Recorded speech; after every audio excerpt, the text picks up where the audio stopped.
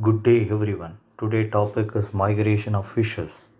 The movement of large number of fishes from one place to another for various reasons like food gathering, breeding, temperature adjustments. Causes of migration. According to some scientists, the migration in freshwater fish arises basically as a result of insufficient food supply in rivers, whereas in marine fishes, it is more favorable condition and better protection for developing eggs in the river than in the open sea. There are three mechanisms on which migration can brought among these fishes. There are gametic migration, alimental or feeding migration, climatic or wintering migration, and osmoregulatory or protective migration. First, the gametic migration. This type of fish's migration is brought for better survival and proper development of their eggs and larvae. The second one is alimental and feeding migration.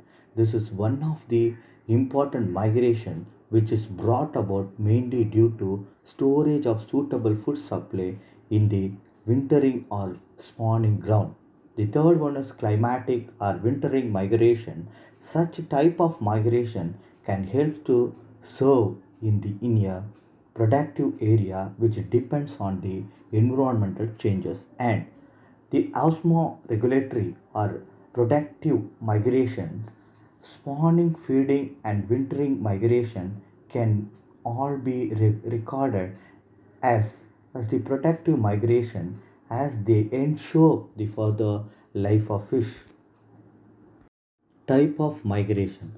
Fish migrations are typically grouped into five categories based somewhat arbitrarily on the relationship to the seawater or freshwater boundary. The fishes are diatromous, pototromous, and oceanotromous fishes. The diatromous fishes further classified into two types, namely anatromous and catatromous fishes. First one is diatromos. It is derived from classical Greek word where dia means though and tromos means running. In this type, the fishes migrates between freshwater and seawater. Examples are Pacific salmonids. In diatromous fishes, there are three types, namely anatromous, catatromous, and amphitromous. Anatromous. This group including diatromous fishes, it is derived from a Greek word where ana means up and tromos means coast. In these fishes migrate from the sea up into freshwater to spawn or stay entirely in seawater and migrate upstream to spawn. Example, Pacific salmon species. This picture shows the life cycle of anatromous migrations. Fishes which migrate from sea into freshwater for spawning. Ones which stay entirely in seawater and migrate upstream to spawn. An anatromous fishes born in freshwater spends most of its life in the sea and turns to freshwater to spawn. Adults usually die after spawning. Their adaptation to conditioning of different habits are particularly with regards to salinity of the water. Common examples are salmon, trouts, hilsa, etc. Ketotromus. It is also including in diatromous fishes. The ketotromus derived from a Greek word where keta means down and tromos means coast. In this type, the fishes migrate from freshwater into the sea to spawn or stay entirely in freshwater and migrate out downstream to spawn. Example, eel. This figure shows life cycle of ketotromus fishes. Fishes which spend a major of their lives in freshwater but migrates to sea for breeding purpose. Thus, the freshwater eel travels several thousand kilometers starting from the river and reaching the spawning grounds in the sea. After eggs laying, the river dies and the young larvae drift and swim back towards the freshwater, taking 3 years in reaching the river.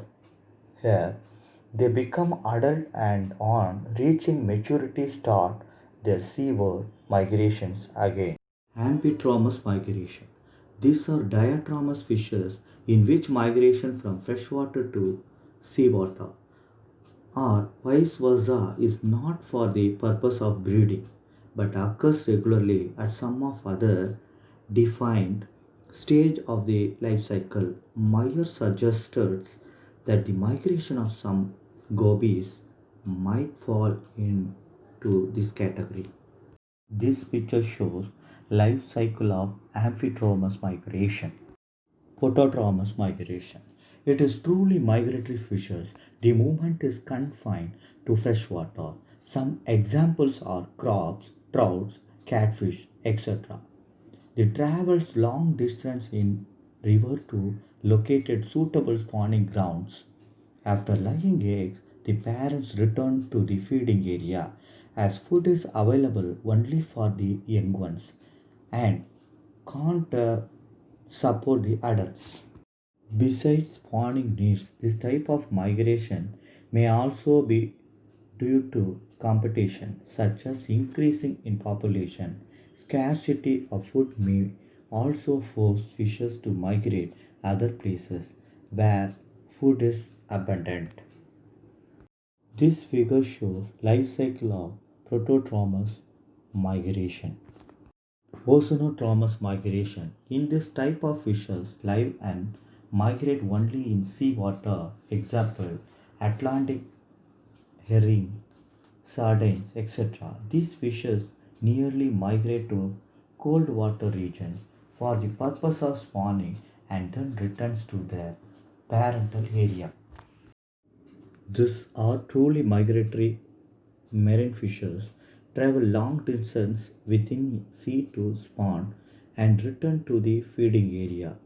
There are no barriers within the sea and fishes have learned to migrate in order to take advantage of favorable conditions wherever they occur.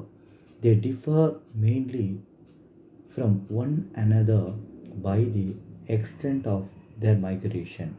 Examples are mackerels, tunas, herrings, etc. During migration, these species visit spawning areas, nursery areas, feeding areas, winter area, etc. This picture shows the life cycle of Ozonotromus migration.